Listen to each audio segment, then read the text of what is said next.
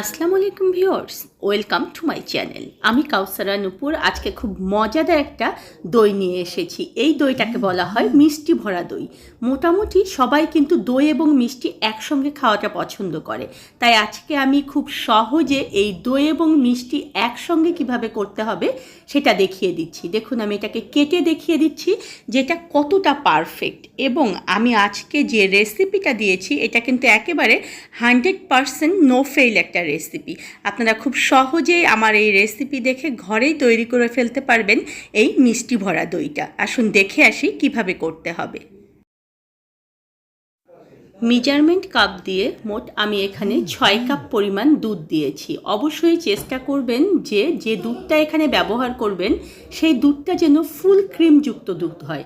আপনারা গাভীর দুধ দিয়ে যদি এটা করেন তাহলেও ভালো হবে, আবার কেউ যদি প্যাকেট দুধ দিয়ে করতে চান সেটা দিয়েও কিন্তু খুব ভালো হবে। তবে অবশ্যই কিন্তু আমি বারবার বলছি যে ফুল ক্রিমযুক্ত দুধ হতে হবে। এখন এভাবে নেড়ে চেড়ে দুধটাকে গরম করতে হবে। দুধটাকে নেড়ে চেড়ে গরম করার কারণ হচ্ছে এখানে আপনারা কোনো রকম সর পড়তে দেবেন না। যদি সর পড়ে তাহলে দইয়ের দুধটা অনেকটা পাতলা হয়ে যায়, আর তখন কিন্তু একেবারে খুব মজাদার যে একটা দই থাকে সেই দইটা কিন্তু হয় না।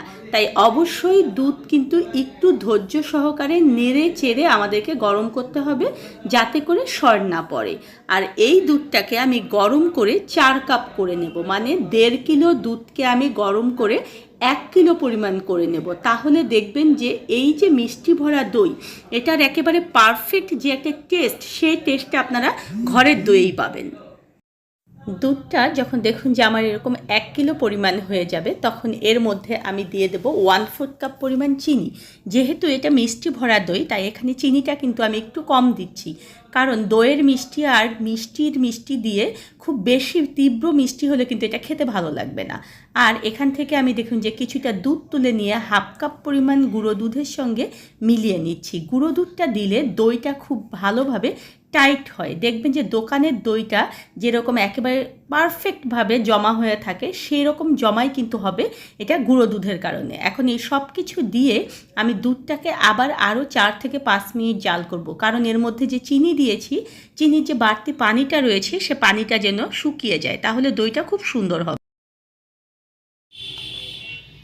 5 মিনিট আমার দেখুন যে জাল করা হয়ে গিয়েছে। এখন আমি চুলার জালটাকে বন্ধ করে দিয়ে এভাবে নেড়ে চেড়েই দুধটাকে ঠান্ডা করব। ঠিক ততটুকু ঠান্ডা করব যখন এখানে আমি আঙুল ডুবিয়ে কিছুক্ষণ রাখতে পারবো, ঠিক ততটুকু। দুধটা দেখুন যে আমার একেবারে পারফেক্ট একটা টেম্পারেচারে চলে এসেছে। আমি এখানে আঙুল ডুবিয়ে দিচ্ছি। আমি আঙুলটাকে কিন্তু খুব বেশিক্ষণ রাখতে পারছি না, তবে আঙুল ডুবিয়ে রাখতে পারছি। এখন টেম্পারেচার যদি আপনার খুব বেশি হয় তাহলে কিন্তু টক দই যখন দেবেন তখন এই দুধটা ছানা হয়ে যাবে, আর যদি কম হয় তাহলে কিন্তু দইটা জমবে না। 1/4 কাপ পরিমাণ টক দই দেখুন যে আমি ছাকনার মধ্যে রেখেছিলাম, দেখুন কতটা পানি জমা হয়েছে। অবশ্যই কিন্তু টক দইটাকে ছেঁকে দিতে হবে। এখন একটা ডাল ঘুটনি দিয়ে এটাকে আমি ভালো মতো ঘুটে দেব, যাতে করে দইয়ের উপরে যে একটা খুব সুন্দর ফেনাওয়ালা সর পড়ে সেই সরটা আমাদের দইয়ে পড়ে। দেখুন এখানে কতগুলো ফেনা তৈরি হচ্ছে। এখন কথা হচ্ছে যেহেতু এটা আমরা মিষ্টি ভরা দই তৈরি করব, তাই অবশ্যই এখানে কিন্তু আমার মিষ্টি লাগবে। আমার চ্যানেলে দেখবেন যে কিভাবে কালোজাম তৈরি করতে হবে তার একটা ভিডিও দিয়েছি, আমি ডেসক্রিপশন বক্সে সেটা লিংক দিয়ে দেব। সেই অনুযায়ী আপনারা কালোজাম তৈরি করে এভাবে দেখুন যে একটা কাচের পাত্রে সাজিয়ে দেবেন। আর এখানে কিন্তু আমি আজকে কাচের পাত্রে দেখাচ্ছি আপনাদেরকে। দুধটা এখন আস্তে আস্তে আমি এর মধ্যে ঢেলে দেব। পুরো দুধটা দেখুন যে আমি ঢেলে দিয়েছি। এখন কিছুটা মাওয়া আমি এর উপরে ছড়িয়ে দিচ্ছি। আমার চ্যানেলে দেখবেন যে কিভাবে সহজে ঘরে মাওয়া তৈরি করতে হবে তারও কিন্তু একটা ভিডিও রয়েছে, আমি ডেসক্রিপশন বক্সে সেটার লিঙ্কও আপনাদেরকে দিয়ে দেবো। সেই অনুযায়ী আপনারা মাওয়া তৈরি করে ঘরে খুব সহজে সংরক্ষণ করতে পারবেন।